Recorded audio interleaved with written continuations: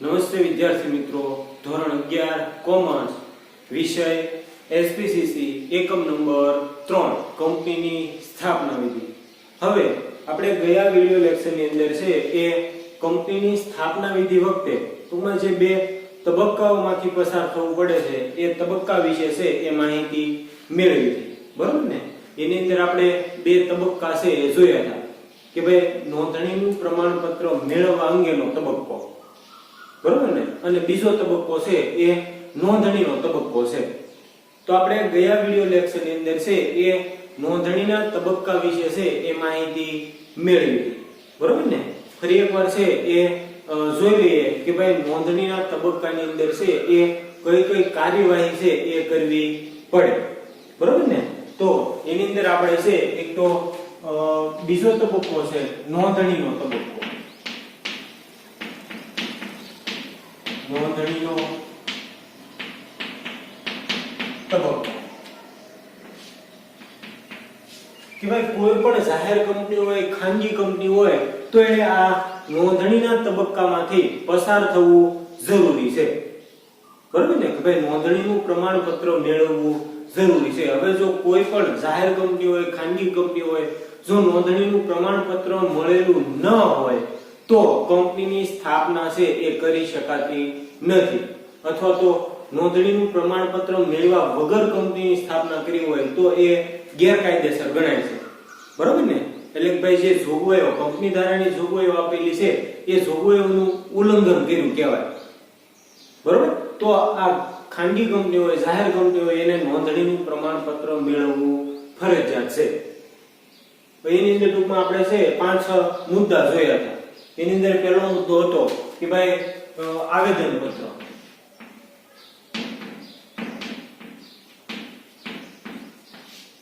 બરાબર ને? આ આવેદનપત્ર કોઈ પણ કંપની માટે છે એ પાયાનો અને મૂળભૂત દસ્તાવેજ છે.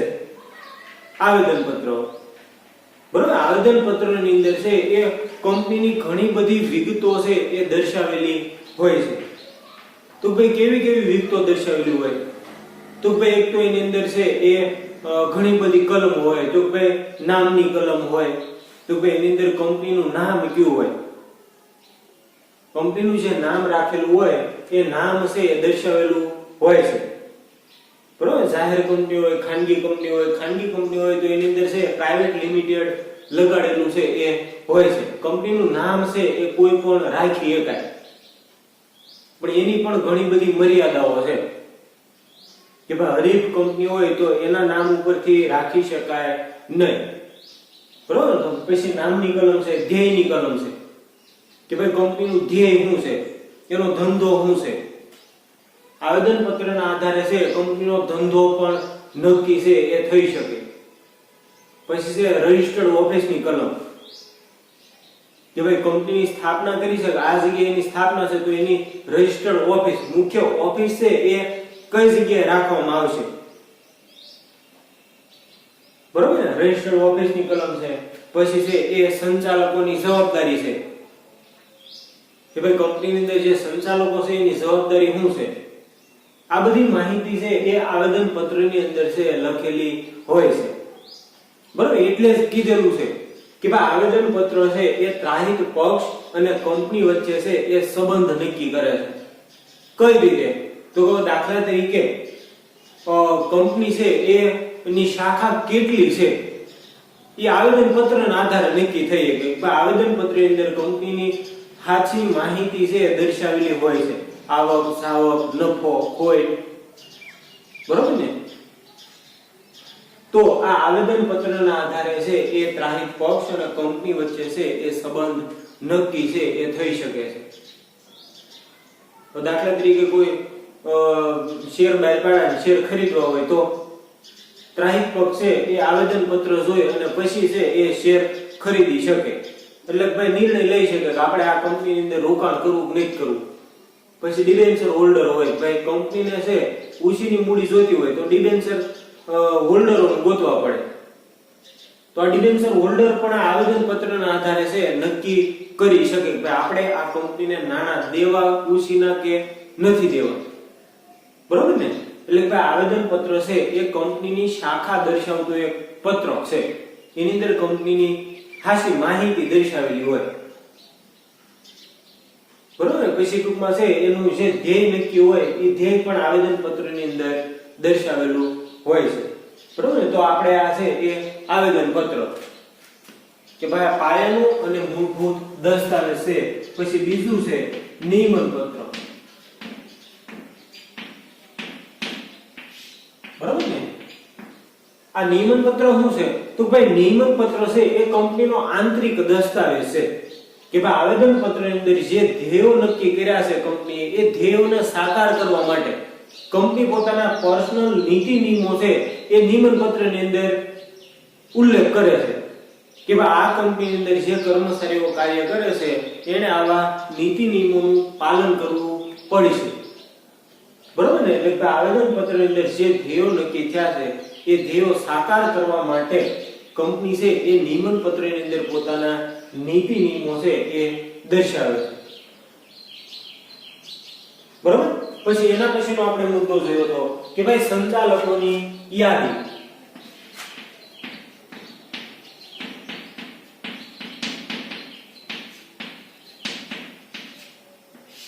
સંચાલકોની યાદી તો ભાઈ કંપની અંદર જે સંચાલકો કાર્ય કરે છે એ સંચાલકોની યાદી તૈયાર કરી અને કંપનીની રજિસ્ટર ઓફિસે છે એ જમા કરાવવી પડે કે ભાઈ એનો સંચાલક આ રહે છે, સંચાલક મંડળના સભ્યો આટલા છે, કર્મચારીઓ આટલા છે, એની તમામે તમામ માહિતી, બરોબર. એના નામ છે, સરનામું છે, રાષ્ટ્રીયતા છે, ઉંમર છે, એનો ધંધો શું છે,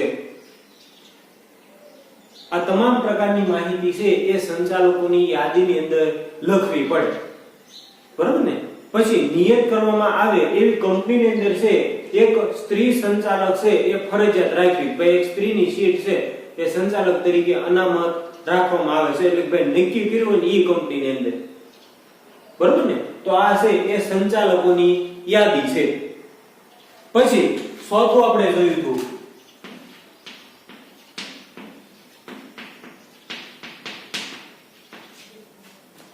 સંચાલકોની લેખિત સંમતિ અને સોગંદનામું.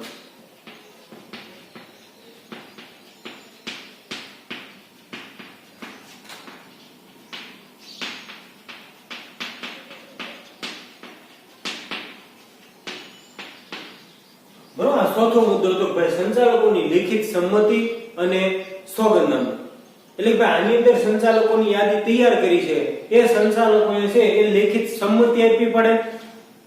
લેખિત સંમતિ જે આપેલી છે એનું સોગંદનામું કરવું પડે. એટલે ભાઈ એવું દર્શાવવું પડે કે ભાઈ મને આ કંપનીની અંદર જે હોદ્દો આપેલો છે એ મારી મેં સ્વેચ્છાએ સ્વીકારેલો છે, કોઈના દબાણથી સ્વીકારેલો નથી, બરોબર ને. આ ઉપરાંત જે કંપનીનો સ્થાપક હોય, સંચાલક હોય, બરોબર ને, અને સેક્રેટરી છે તો એને પાછું અલગથી નિવેદન આપવું પડે કે ભાઈ મેં છે એ કોઈ પણ ગુના માટે મને સજા થયેલી નથી, અથવા તો મેં કોઈ પણ વ્યક્તિ સાથે છે એ છેતરપિંડી કરેલી નથી, અથવા તો ભાઈ કોઈ પણ ખોટું કાર્ય કરેલું નથી. આ ઉપરાંત તો ભાઈ આ ઉપરાંત છે એ એને ઘણા બધા નિવેદનો છે એ આપવા પડે, બરોબર ને. એના પછી છે કે ભાઈ આ કંપનીની સ્થાપના માટે જે કાર્યવાહી કરેલી છે એ કાર્યવાહી ની અંદર મેં દરેકે દરેક જોગવાઈઓનું પાલન કરેલું છે અને જે માહિતી દર્શાવેલી છે એ સાચી અને પૂર્ણ દર્શાવેલી છે, બરોબર. સ્થાપકોએ છે એ આવું નિવેદન આપવું પડે, એટલે ભાઈ લેખિતમાં, બરોબર ને, એવું સોગંદનામું કરી, બરોબર. તો આ છે એ સંચાલકોની લેખિત સંમતિ અને સોગંદનામું. પછી પાંચમું છે એ નિવેદન.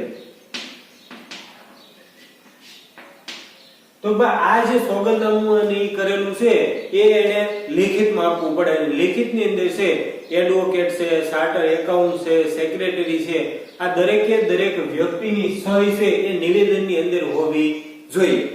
આ ઉપરાંત સંચાલક તરીકે જે વ્યક્તિ રહેશે ઈ અને સેક્રેટરી છે એ અલગથી નીચે સહી કરવી પડે. એટલે કે ભાઈ નિવેદન આપવું પડે કે આની અંદર જે માહિતી આપેલી છે એ સાચી છે, ગેરમાર્ગે દોરનારી જો માહિતી હોય અને પાછળથી ખબર પડી તો કંપનીને છે એ દંડ થઈ શકે. બરોબર ને? તો આ નિવેદન છે. પછી છઠ્ઠું છે કે અન્ય કંપનીમાં હિત અંગેની જાહેરાત. બરોબર ને? આ ઉપરાંત જે સંચાલકો છે, સેક્રેટરી છે, એ અન્ય કંપનીની અંદર કાર્ય કરતા હોય તો આ કંપનીને જણાવવું પડે કે ભાઈ અમે આ ઉપરાંત આ કંપનીની અંદર પણ કાર્ય છે એ કરીએ છીએ. બરોબર ને? એટલે કે ભાઈ અન્ય કંપનીમાં જો કોઈ પણ સંચાલક છે, સેક્રેટરી છે, એ કાર્ય કરતા હોય તો એને છે આની અંદર જણાવવું પડે કે ભાઈ અમે આ ઉપરાંત આ કંપનીની અંદર પણ કાર્ય કરીએ છીએ, એવું જણાવવું પડે. ન જણાવે તો પાછળથી છે એ દંડ થઈ શકે, ખબર પડી હોય તો. બરોબર ને? તો આપણે છે આ નોંધણીના તબક્કાની અંદર આ 6 મુદ્દા છે આપણે જોયા કે આવેદન પત્ર છે, નિયમન પત્ર છે, સંચાલકોની યાદી છે, સંચાલકોની લેખિત સંમતિ અને સોગંદનામું છે, નિવેદન છે અને અન્ય કંપનીમાં હિત અંગેની જાહેરાત. બરોબર ને? હવે પછીનો આપણો છેલ્લો મુદ્દો છે. બરોબર ને? આ પાઠનો ભાઈ એકમ નંબર 3 છે એની અંદર આપણો છેલ્લો મુદ્દો કે ભાઈ નોંધણીનું પ્રમાણપત્ર.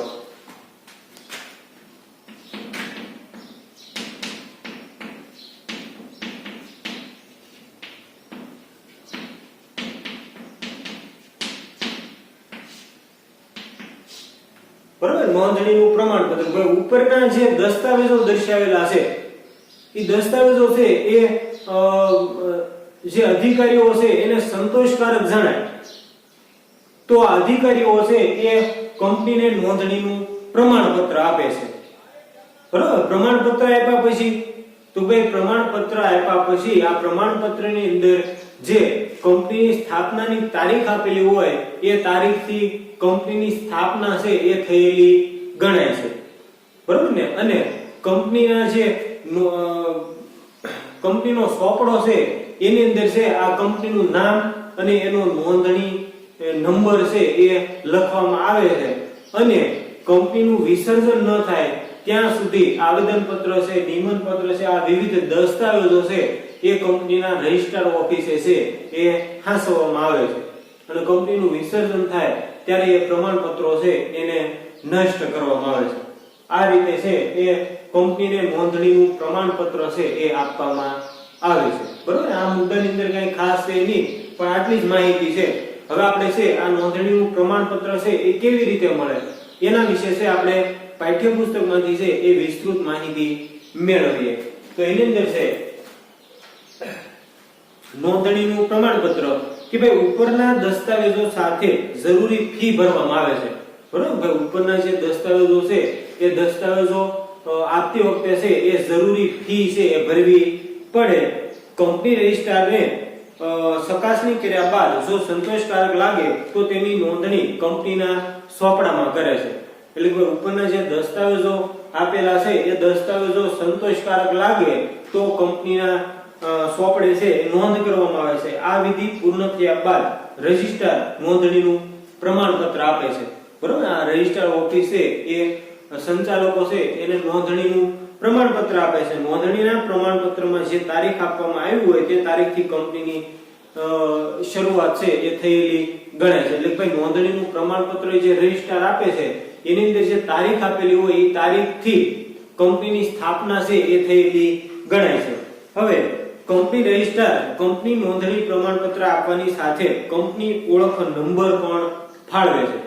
બરોબર? આ નોંધણીનું પ્રમાણપત્ર આપે એની સાથે સાથે છે આ કંપનીનો નોંધણી નંબર પણ છે એ આપે છે. એટલે કે આ નોંધણી નંબર પ્રમાણે જ બધી કાર્યવાહી છે એ કરવામાં આવે છે જે કંપનીની ઓળખ બને છે અને તેનો સમાવેશ પ્રમાણપત્રમાં કરવામાં આવે છે. એટલે કે ભાઈ જે નંબર આપે છે એ કંપનીનો ઓળખ બને છે અને એનો સમાવેશ છે એ પ્રમાણપત્રની અંદર કરવામાં આવે છે. કંપનીએ રજૂ કરેલ મૂળ દસ્તાવેજો અને માહિતી પત્રકો કંપનીનું વિસર્જન ન થાય ત્યાં સુધી છે એ રજિસ્ટ્રાર ઓફિસે હાંસવવામાં આવે છે. બરોબર ને? એટલે ભાઈ જે રજૂ કરેલા દસ્તાવેજો છે અને માહિતી પત્રકો છે એ કંપનીનું વિસર્જન ન થાય ત્યાં સુધી છે એ કંપનીની રજિસ્ટર ઓફિસે છે આ દસ્તાવેજો હાંસવામાં આવે છે. એટલે ભાઈ નોંધણીનું પ્રમાણપત્ર છે એ આ રીતે આપવામાં આવે છે. બરોબર. તો અહીંયા આપણે છે આ એકમ નંબર 3 કંપનીની સ્થાપના વિધિ છે એ પૂર્ણ કરીએ છીએ. હવે પછીનો એકમ છે આપણે હવે પછીના વિડિયો લેક્ચરની અંદર છે એ જોઈશું.